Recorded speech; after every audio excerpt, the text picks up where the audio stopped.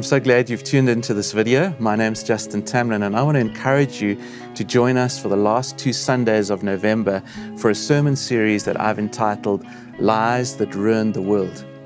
We're going to take a journey back to the Garden of Eden, back to Genesis chapter 3, and we're going to ask what went wrong. Now just think about it.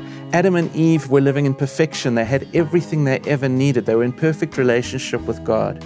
So how on earth did they believe a lie and then turn their backs on God and all that was good?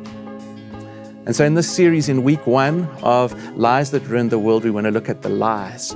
We want to look at a pathology of temptation. We want to dissect how sin subtly seduces us as we do an exposition of the first half of the chapter.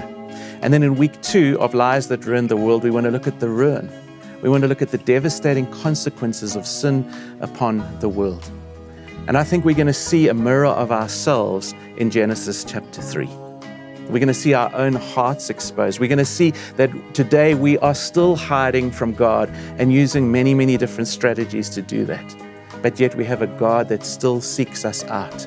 We hide, but God seeks.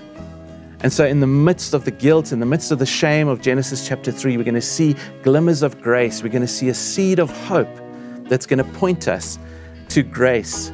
And we're going to hear God's voice calling out to us, "Where are you? Where are you?"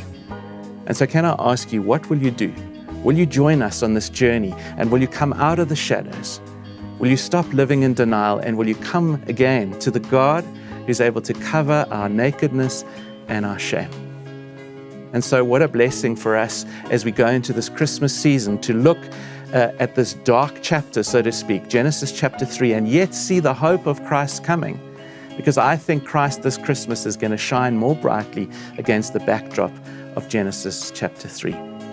And so I encourage you, join us on the 21st and the 28th of November as we do an expose on lies that ruined the world.